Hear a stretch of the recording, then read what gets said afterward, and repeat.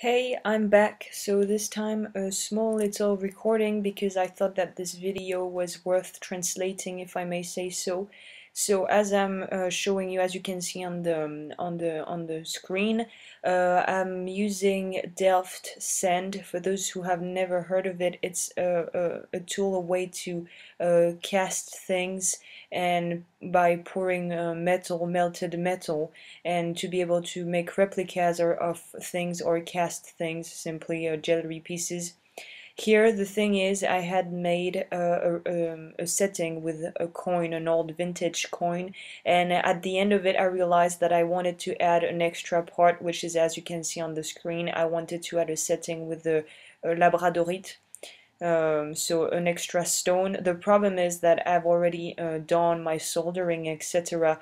So here I was trying a method live and direct, so I know now that the method has successfully worked, but at the time I didn't know if it was going to, because the coin I had set on the piece of on this project was nickel, in nickel made. So I didn't know if it was going to melt or so I thought that why not try this and see if it works. I'm not sure it would work with setted stones, because maybe the temperature will be so high that it will eventually crack the stone, but with nickel, a nickel coin, it did work. So as you can see, I put it inside. I also put a white I don't know how you call it in English. It's the thing you use when you want to erase a pen, a word in a pen, or you made a mistake. You know, the white thing that we use in school. In French we call it blanco. I think there must be an English term for it, but yeah, a kind of white eraser thing you can get anywhere. And this is also a good method, a good little trick if you want to prevent one thing from being unsoldered, you want to protect something from the heat. Putting a little coat of white white blanco will do wonders. And this is a tip that one of the people in the comments of an old video suggested me, and I've tried it and it does work.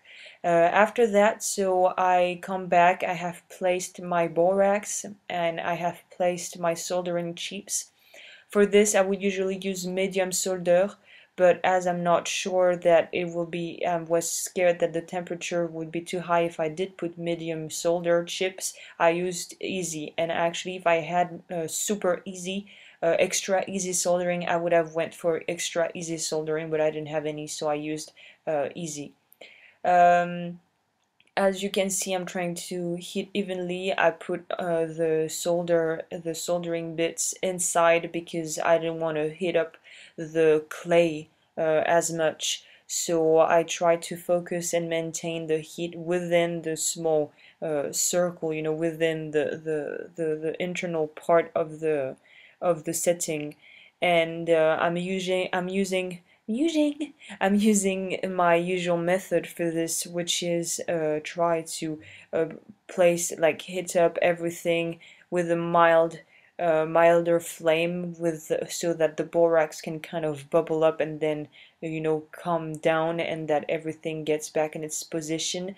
But it often happen when the soldering chips, because of the heat and of the oxygen input, they kind of move around a bit, so I had to re-put them nice and replace them where I wanted them to be. So I shot this video at night time, so I don't know if it was a great idea, and if I'm gonna do it in the future, because I feel that the lighting, it wasn't very good, and it wasn't really comfortable for me to shoot at night because of the lack of light, of daylight.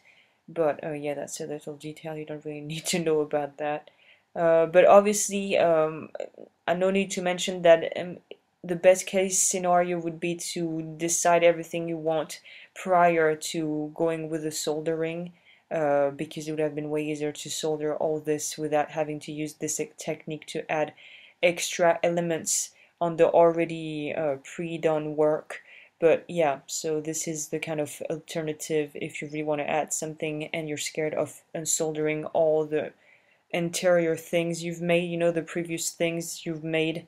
So here I'm using the plier to make everything standing still, but because I've already shot the video, I can already tell you that I pressed too hard on the bit that was the junction where I had soldered with easy solder the bezel wire. I pressed too hard and it de-shaped it and it opened it up a little bit.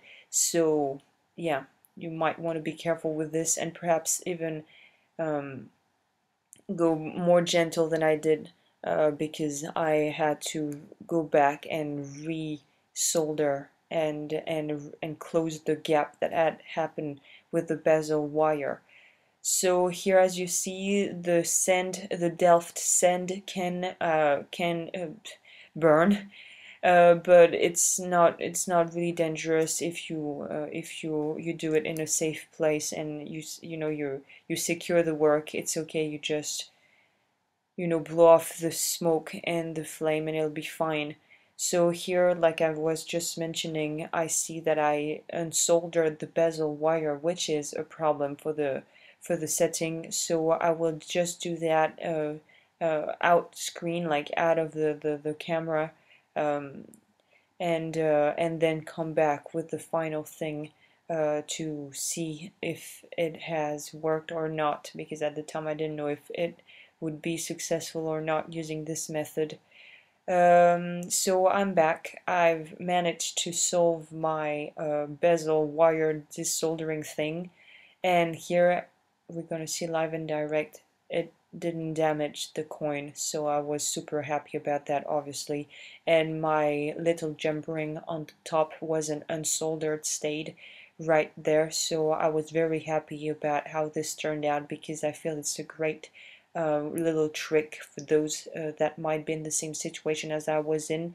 So it does work. I'll be back for last video about the final product, the final project, the final piece of jewelry, because I wanted to make a bracelet out of this. So I'll see you around for another video, and I hope that this was useful.